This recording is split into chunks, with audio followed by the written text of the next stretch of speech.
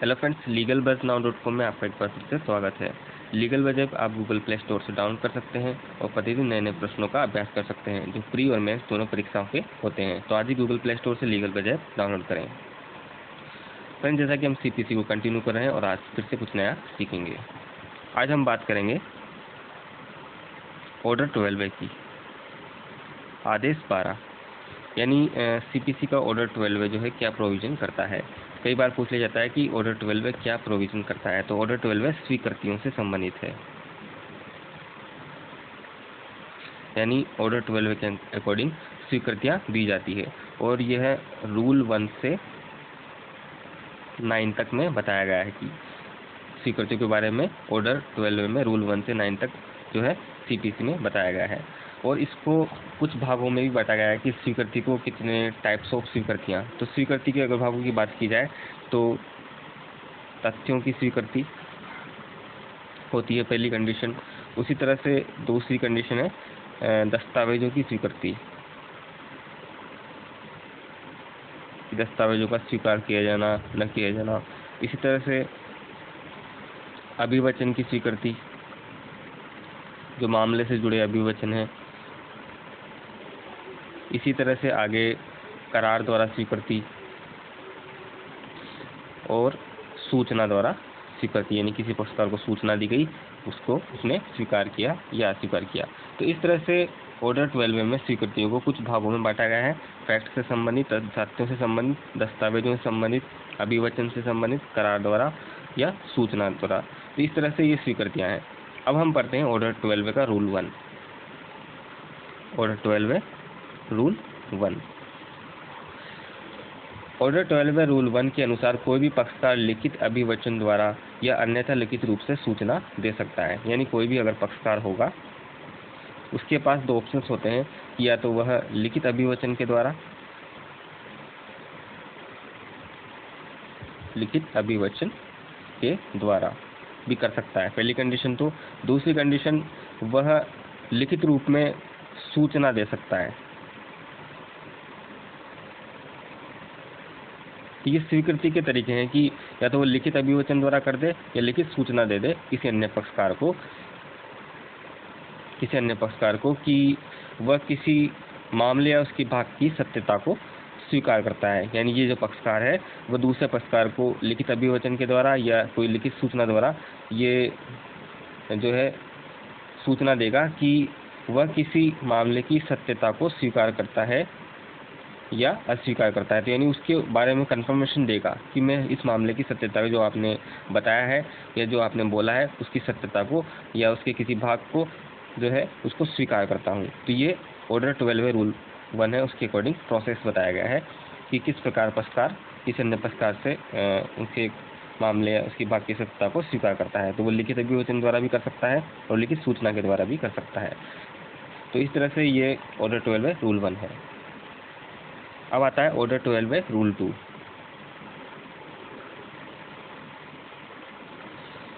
Order 12 rule 2 क्या बोलता है? इसके अनुसार दोनों पक्षकारों में से कोई भी पक्षकार दूसरे पक्षकार से यह अपेक्षा कर सकेगा कि वह किसी दस्तावेज को सभी न्यायसंगत अपवादों को छोड़कर सूचना की तामील की तारीख से 7 दिन के भीतर स्वीकार कर लेगा।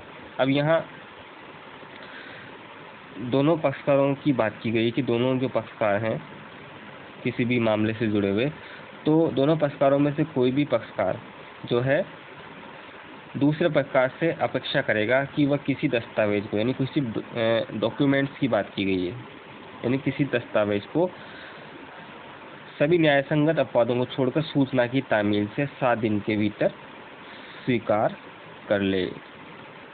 आदेश 12 नियम 2 इसके अंतर्गत बात की गई है कि दोनों पक्षकारों में से कोई भी पक्षकार जो है एक दूसरे से ये अपेक्षा कर सकेंगे कि किसी भी कोई डॉक्यूमेंट है जो मामले से जुड़ा हुआ है तो उसकी जो सूचना भेजी गई है उसकी तामील से 7 दिन के भीतर उसको स्वीकार कर ले।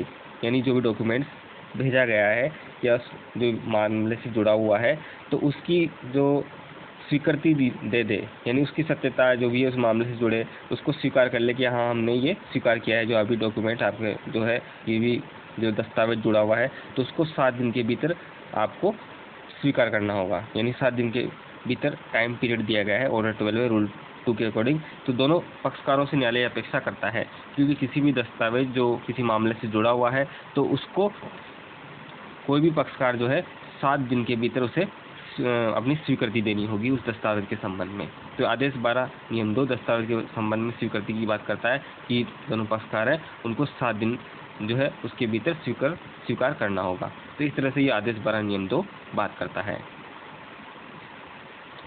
अब आते हैं हम आदेश 12 नियम 2A order 12 rule 2A order 12 rule 2A। इसके अनुसार यदि दस्तावेजों की स्वीकृति के लिए सूचना की तामील के पश्चात उनसे इनकार नहीं किया जाता है तो स्वीकृत समझा जाएगा। अब जो दस्तावेज भेजे गए थे पक्षकारों के द्वारा जो भी रिलेटेड थे, अगर उनको इनकार नहीं किया जाता है तो न्यायालय द्वारा उसे स्वीकार समझ लिया जाएगा कि हाँ आपने अपनी स्वीकृतियाँ दे दी है। आदेश 12 नियम 2A के अकॉर्डिंग ये बताया गया है कि जो इनके द्वारा अगर किसी के द्वारा भी जो सूचना भेजी गई थी दस्तावेजों के संबंध में तो उनके द्वारा अगर इसके द्वारा भी इनकार नहीं किया जाता, इनके द्वारा भी इनकार नहीं किया जाता तो न्यायालय द्वारा उसे स्वीकार समझ लिया जाएगा आदेश 12 नियम 2 के अकॉर्डिंग। आदेश 12 नियम 4 आदेश 12 नियम 4 क्या कहता है? इसके अनुसार कोई भी पक्षकार किसी भी अन्य पक्षकार से, यानी कोई पक्षकार है वह किसी अन्य पक्षकार से सुनवाई के लिए निर्धारित जो दिन है उससे कम से कम 9 दिन पूर्व, यानी कोर्ट में जो सुनवाई है उसके लिए जो दिन नियत तय किया गया है उससे 9 दिन पूर्व जो है किसी भी समय लिखित सूचना द्वारा ये अपेक्षा करेगा कि वह पक्षकार इसी सूचना में वर्णित किसी या किन्हीं विनिर्दिष्ट तथ्यों को केवल वाद के प्रयोजन के लिए स्वीकार करे। अब यहाँ बात की गई है कि कोई भी जो पक्षकार होगा वह सुनवाई के लिए जो दिन डिसाइड किया गया है कोर्ट के द्वारा तो उसके दिन से कम 9 दिन पहले किसी भी समय लिखित सूचना के द्वारा ये पक्षकार से अपेक्षा करेगा कि ऐसा पक्षकार जो ऐसी सूचना में जितने भी जो तथ्य दिए गए थे उनको वाद के प्रयोजन से स्वीकार कर ले। तो यह 9 दिन के अंदर उसे स्वीकार करने के लिए बताया गया है कि कोई भी पक्षकार अगर मामले से जुड़े जो तथ्य हैं उनकी सत्यता को स्वीकार कर ले 9 दिन जो विवादक वाद की सुनवाई है उसके निर्धारित दिन से कम 9 दिन पूर्व। तो इस तरह से ये बताया गया है कि वो लिखित सूचना के द्वारा ये अपेक्षा कर सकेगा या किसी अन्य प्रकार से। तो ऐसी सूचना में वर्णित तथ्यों को वो स्वीकार करने के बारे में ही बताया गया है और इससे सूचना की तामील के पश्चात 6 दिन के भीतर उसे स्वीकृत करना होगा। अब सूचना की तामील हो गई है मान लीजिए तो 9 दिन का टाइम तो इसमें मिला है और सूचना की तामील जब उस व्यक्ति पर हो गई है तो उसे 6 दिन के भीतर ऐसे फैक्ट्स को स्वीकार करना होगा। ऐसी सूचना की तामील में जो तथ्य बताए गए हैं जो उनको स्वीकार करना होगा। तो इस तरह से ये प्रोसेस है आदेश 12 नियम 4 के अकॉर्डिंग कि कोई भी पक्षकार किसी भी अन्य पक्षकार से सुनवाई के लिए निर्धारित दिन से कम 9 दिन पूर्व किसी भी समय लिखित सूचना द्वारा ये अपेक्षा करेगा, यानी 9 दिन का टाइम उसे दिया जाता है कि 9 दिन वो अपेक्षा करेगा कि किसी भी समय लिखित सूचना द्वारा ये अपेक्षा करेगा कि वो पक्षकार इस सूचना में जितने भी फैक्ट्स बताए गए हैं उनको वाद के प्रयोजन के लिए स्वीकार करे। और जब सूचना की तामील उस पक्षकार को हो जाती है तो 6 दिन के भीतर उसे ऐसे स्वीकृत करना होगा। 6 दिन का टाइम उसे और दिया जाता है, 6 दिन के भीतर उसे स्वीकार करना होगा। तो इस तरह से आदेश 12 नियम 4 के अंदर टाइम्स बताए गए हैं किस प्रकार से स्वीकृति की जाएगी।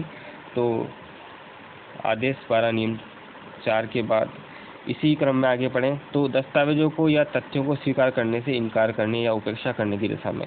अब जो पक्षकार थे उनको जो दस्तावेजों की स्वीकृति या अस्वीकृति के लिए जो सूचना भेजी गई थी तो उनके द्वारा अगर इनकार किया जाता है तो इनकार करने पर क्या परिणाम होंगे, तो उन्हें साबित करने का, अब जो इनकार किया अपने फैक्ट्स को, जो सूचना में फैक्ट्स थे उनको साबित करने का खर्चा न्यायालय अन्यथा निर्देश न करे। इस प्रकार उपेक्षा करने वाले, यानी जो भी व्यक्ति उपेक्षा करेगा उस पर ये भार होगा कि वह वहन करेगा। उपेक्षा करने या इनकार करने वाले पक्षकार द्वारा दिया जाएगा चाहे वाद का परिणाम कुछ भी हो। तो ये कंडीशन से बताई गई है इस तरह से कि आदेश 12 नियम 4 में कि अगर किसी दस्तावेज या तथ्यों को स्वीकार करने से पक्षकार द्वारा इनकार किया जाता है तो उसे साबित करना या उसकी उपेक्षा करने जो है की गई है उसको द्वारा जो खर्चा हुआ है यानी न्यायालय का, तो उसको दिए जाने का जो है भार किस पे होगा? पक्षकार पे होगा, यानी जो इसे उपेक्षा करता है या इनकार करता है, चाहे भले वाद के परिणाम कुछ भी हो न्यायालय द्वारा, यानी ये भार उस पर दर्शाया गया है। अब आता है आदेश 12 नियम 6। आदेश 12 नियम 6 के अनुसार यदि किसी भी पक्षकार से तथ्य की स्वीकृति की जा चुकी है, यानी कोई पक्षकार है उससे तथ्यों को स्वीकार कर लिया गया है, तथ्यों को स्वीकृति की जा चुकी है, तो न्यायालय स्वप्रेरणा से या पक्षकार के आवेदन पर ऐसी स्वीकृति को ध्यान में रखते हुए निर्णय दे देगा। अब जो पक्षकारों को जो सूचना दी गई थी उसमें फैक्ट्स स्वीकार करने के लिए भेजे गए थे, तो ऐसे पक्षकार द्वारा अगर तथ्यों को स्वीकार कर लिया जाता है तो फिर कोर्ट अपना या तो निर्णय दे देगा उस संबंध में या आदेश देगा। इस तरह से ये अब आदेश 12 नियम 6 जो है तथ्यों को स्वीकार करने के बाद की प्रक्रिया को बताता है कि कोर्ट क्या करेगा। जब तथ्यों को स्वीकार कर लिया जाता है तो आदेश 12 नियम 6 के अकॉर्डिंग कोर्ट या तो अपना निर्णय सुना देगा या उस संबंध में कोई आदेश दे देगा। तो इस तरह से आप ये याद रखें, आदेश 12 नियम 6 में ये प्रक्रिया अपनाई गई है। तो इस तरह से फ्रेंड्स हमने स्वीकृतियों को पढ़ा, जो बहुत ही इम्पोर्टेंट है कि आदेश 12 में स्वीकृतियाँ बताई गई है। आदेश रूल 1 से 9 तक में जो है स्वीकृतियों के बारे में बताया गया है, और स्वीकृतियाँ जो है तथ्य से संबंधित भी हो सकती है, दस्तावेजों से संबंधित भी हो सकती है, अभिवचन से संबंधित भी हो सकती है, करार के द्वारा भी की जा सकती है, और सूचना की तामील के द्वारा भी की जा सकती है।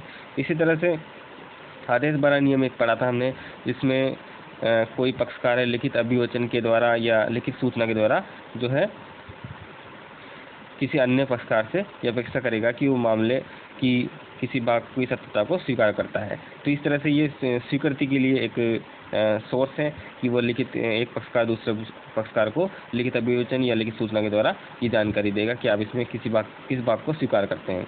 इसी तरह से आगे आदेश 12 नियम 2 में हमने पढ़ा था कि दोनों पक्षकारों में से कोई भी पक्षकार दूसरे पक्षकार से एक अपेक्षा करेंगे कि वे कोई दस्तावेज है उनमें जो सूचना की तामील है उसे 7 दिन के भीतर उसको स्वीकार करें, यानी 7 दिन के भीतर वाली बात की गई है कि दस्तावेज से संबंधित कोई भी स्वीकृति अगर जो है उसको 7 दिन के भीतर वह स्वीकार करे।